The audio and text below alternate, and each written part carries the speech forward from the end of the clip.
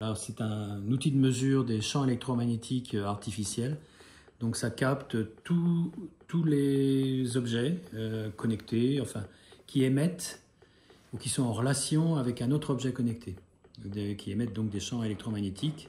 Donc voilà, ce Nokia, il n'a pas du tout d'internet, il y a pas de... Voilà. On est en 2G. C'est un objet simple, sans réseaux sociaux, sans Wi-Fi, sans Bluetooth. Donc on va appeler maintenant une personne, on va voir ce qui se passe. On est à rien du tout quasiment là.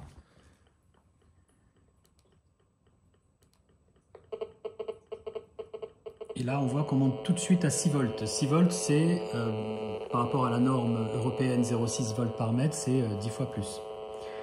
Donc ça veut dire que même un ancien téléphone comme ça sans Internet, il faut absolument avoir un kit... Mais il faut le tenir très très loin de soi, le pas porter sur le corps et avoir un kit piéton, absolument, oui. Ça a commencé vers mes 15-16 ans. Enfin, je m'en suis rendu compte vers mes 15-16 ans. Ça faisait plusieurs années que j'étais en épuisement chronique, j'avais des douleurs musculaires, des vertiges, des grosses difficultés de concentration, des problèmes de sommeil. Et la liste est encore longue.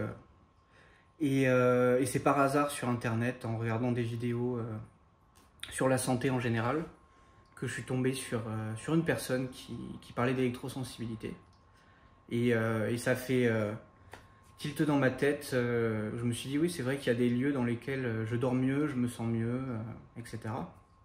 Et c'est suite à ça que j'ai fait quelques expériences qui m'ont permis de voir qu'effectivement, toute cette liste de symptômes s'améliorait grandement lorsque j'étais moins exposé aux ondes.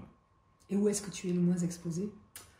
Là, actuellement, pour être le moins exposé, il faut s'éloigner des gens. Donc, c'est le seul moyen. C'est là, c'est dans un hameau abandonné, accessible qu'en 4x4, où il n'y a pas d'électricité courante, donc il n'y a pas d'autres habitants que moi.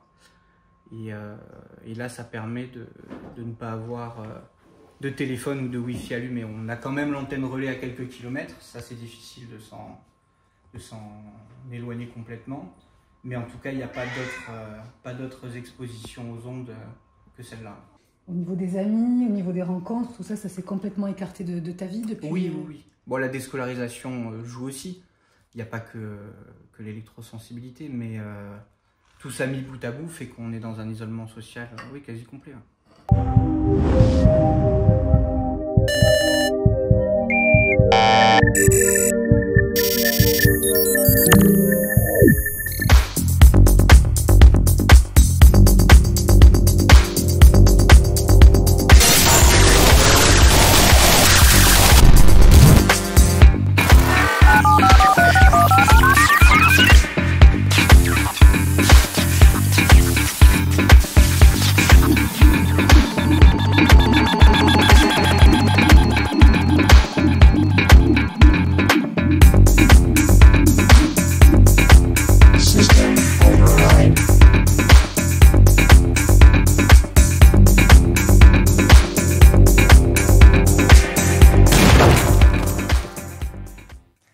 Bonsoir et bienvenue dans cette nouvelle série Les Guerres Invisibles, une production 100% indépendante réalisée par l'agence d'information Citizen Light.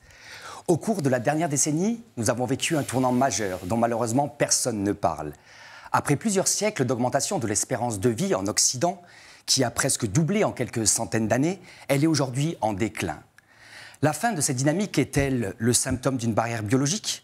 Ou est-ce les conséquences des excès des entre guillemets, progrès technologiques? Ou encore, est-ce un révélateur d'une guerre invisible contre les peuples? Les pollutions auxquelles nous sommes exposés aujourd'hui sont innombrables. Pesticides, perturbateurs endocriniens, particules fines, ondes artificielles, pollution de l'eau, chemtrails, nanotechnologie, surmédication, implants, vaccins, thérapie génique, OGM, radioactivité, armes bactériologiques. La liste serait trop longue. Derrière ces pollutions, ce sont des hommes et des femmes. Ce sont des vies détruites et des familles brisées. Si on ne s'y oppose pas, demain, ces technologies au service des puissants feront de nous au mieux des pions, au pire des esclaves. Le plus grand génocide de l'histoire est-il en marche, dans la désinformation la plus totale?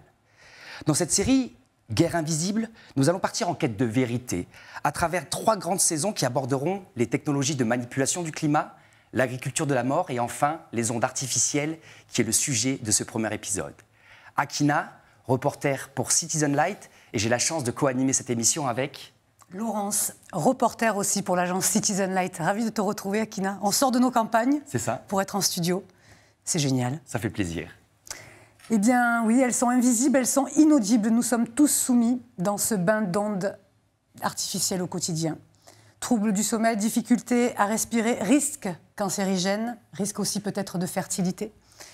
Les ondes artificielles cuisent-elles notre humanité à petit feu ? Nous savons aujourd'hui que l'industrie de la téléphonie mobile génère un chiffre d'affaires assez colossal, 1700 milliards de dollars. Donc on peut imaginer que ces industriels contestent un petit peu les dangers des ondes artificielles. À Paris, marché Saint-Germain, 6e arrondissement, très chic.